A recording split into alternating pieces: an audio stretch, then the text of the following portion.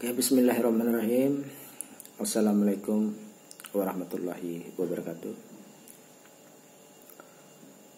Malam ini malam Selasa, tanggal 4 Mei tahun 2020. Kita masih terkatung-katung dengan masalah COVID-19 atau lebih dikenal dengan Corona, wabah Corona. Masyarakat atau aktivitas masyarakat sangat-sangat terganggu, sehingga produktivitas mereka untuk mencari nafkah sangat-sangat terganggu. Banyak yang sudah mulai menjerit, memohon bantuan, terutama untuk masyarakat miskin yang tinggal di perkotaan. Kalau untuk yang di pedesaan masih tidak begitu berimbas dengan masalah ini, walaupun ya, bagi sebagian mereka terutama pedagang keliling atau masyarakat yang pekerjaannya memang terbiasa untuk keluar dari lingkungannya, itu sangat-sangat terasa dengan wabah ini. Tapi untuk masyarakat petani yang lain memang tidak begitu berimbas. Saya ingin mengupas sedikit masalah teman-teman difabel di tengah-tengah wabah COVID-19 ini secara umum. Memang kita akui, mau tidak mau juga kita harus akui bahwa kalau masalah produktivitas difabel, sebagian dari mereka itu sama sekali tidak terganggu masalah produktivitas mereka itu. Kenapa saya bilang tidak terganggu? Karena sebelum wabah ini, sebagian besar dari mereka tidak punya produktivitas yang berkaitan dengan masalah ekonomi.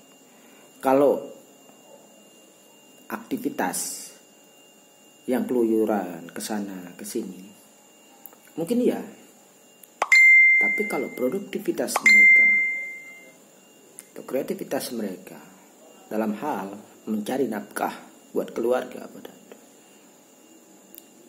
itu mungkin sebagian besar tidak terimbas. Kenapa saya bilang begitu? Sekali lagi, selama ini sebagian besar teman-teman difabel itu tidak punya produktivitas, sehingga kalau tidak punya produktivitas, kira-kira produktivitas mereka yang mana yang akan terkait? Justru sebaliknya,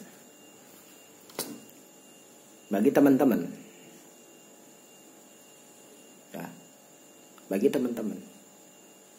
sebagian dari, bahkan boleh dibilang sebagian besar dari mereka, wabah ini mereka anggap sebagai berkah. Kenapa saya bilang ini sebagai berkah? Oke, sebelum saya masuk ke sana, saya ingin berbicara sedikit mengenai teman-teman difabel ini sebelum wabah ini ada. Teman-teman difabel ini, aktivitas mereka selama ini yaitu adalah aktivitas yang tidak berkaitan dengan mobilitas atau kegiatan seperti masyarakat pada umumnya, yaitu pergi mencangkul, jadi buruh bangunan, jadi kerjaan di pabrik. Itu sangat-sangat jarang sekali. Makanya kebanyakan teman-teman difabel, kalau laki-laki itu pemerintah melatihnya ya mungkin di kerajinan, bengkel. Itu pun kebanyakan ke bengkel-bengkel kecil seperti bengkel elektronik gitu. Nah, kalau untuk perempuan kebanyakan ke tata boga dan juga kebanyakan ke konveksi atau menjahit. Nah, pekerjaan-pekerjaan ini adalah pekerjaan yang tidak membutuhkan mobilitas yang harus ke sana kemari. Sementara di saat wabah ini datang, pemerintah menganjurkan masyarakatnya untuk tetap tinggal di rumah, tetap tinggal dalam lingkungan. tidak keluar dari lingkungan mereka masing-masing selama hal itu tidak terlalu penting. Makanya seperti yang saya bilang tadi, bahwa sebagian besar teman-teman difabel untuk wabah ini adalah berkah. Karena teman-teman penjahit orderannya semakin tinggi, melonjak sangat drastis. Yang dulunya mungkin pendapatan dia sehari tidak sampai 50.000, itu pun kadang-kadang ada, kadang-kadang tidak. Sekarang mereka bisa menjahit setiap hari dan bisa mendapatkan penghasilan, mohon maaf, di atas rata-rata 100.000 per hari. Bahkan bagi teman-teman yang memang fokus ke pekerjaan itu, bisa mendapatkan 200.000 lebih per hari. Karena ini adalah berkah buat mereka, buat teman-teman.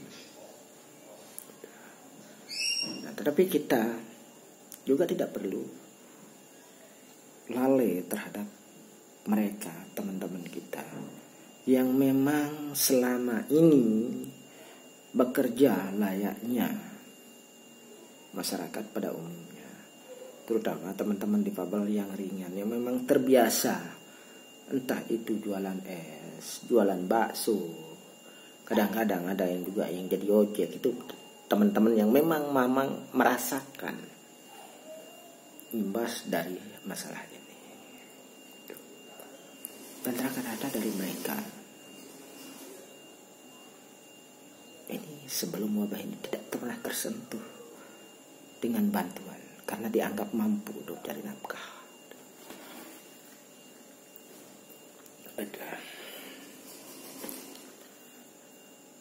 Nah, kalau sudah seperti itu, kira-kira apa yang akan mereka lakukan saat ini? Kemana akan mereka minta tolong untuk saat ini? Karena mereka tidak mendapatkan bantuan. Ini disebabkan oleh carut marutnya sistem penanganan, sistem pendataan yang tumpang tindihnya. Banyak kepala desa yang mengeluh karena sudah memperbaiki data warganya dan sudah mereka serahkan ke dinas yang terkait. Tetapi begitu nama yang harus mendapatkan bantuan itu turun ke Bali, ke desa, justru nama-nama yang mereka serahkan tidak nampak. Nama-nama yang muncul adalah nama-nama yang pernah mendapatkan bantuan. Ini yang menjadi masalah. Terlebih lagi untuk teman-teman kita, saudara-saudara kita yang difabel berat, yang mohon maaf, rata-rata teman-teman difabel ini terlahir dari keluarga yang tidak mampu. Oke lah, mungkin sebelum wabah ini datang, mereka sudah mendapatkan bantuan dalam bentuk bantuan PKH atau BDB apa segala macamnya. Tapi apakah itu cukup? Sebelum wabah ini datang, di saat keluarga mereka bisa mencari nafkah tambahan,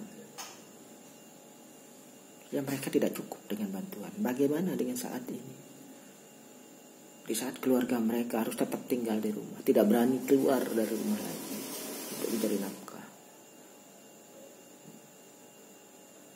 Coba bisa dibayangkan siapa yang sanggup hidup dengan uang 300.000 per bulan. Di situ ada adiknya, mungkin juga ada kakaknya, tapi yang pasti di situ ada ibu sama bapaknya. Dengan uang 300.000 per bulan, siapa yang sanggup hidup? Dan kalau mereka yang sudah mendapatkan bantuan 300.000 per bulan itu, sekarang mereka tidak berhak mendapatkan bantuan.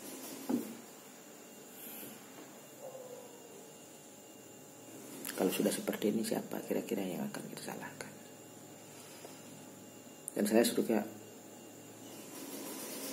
tidak bisa berbicara banyak karena itu adalah kebijakan dari pemerintah kita sendiri. Tapi mungkin ini bisa menjadi pertimbangan buat pemerintah untuk mengambil kebijakan, khususnya buat saudara-saudara kami yang difabel.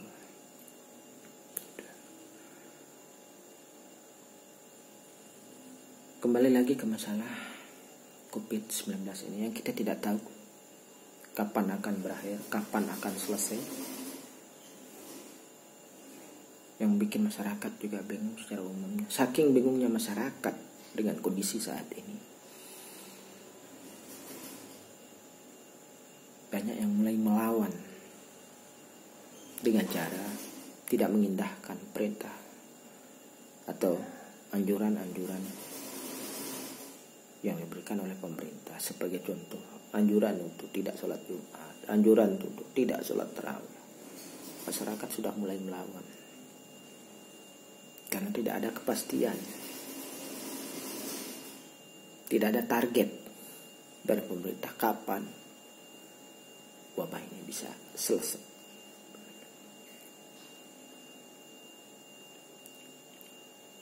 Kembali lagi ke masalah difabel itu sendiri, karena saya ingin fokus ke masalah difabel ini.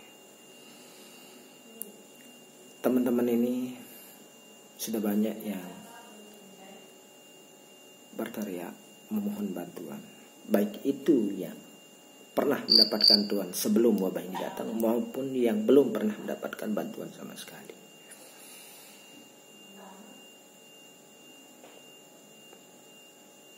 Sesuai amanat Undang-Undang 45, kami para difabel sudah ditanggung oleh pemerintah. Tapi kenyataannya selama ini pelayanan atau program-program yang diberikan oleh pemerintah tidak jauh dari ciliti, belas kasihan.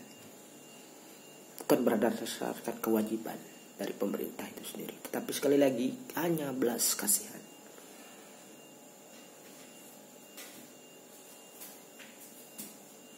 Kita sebagai masyarakat tentu tidak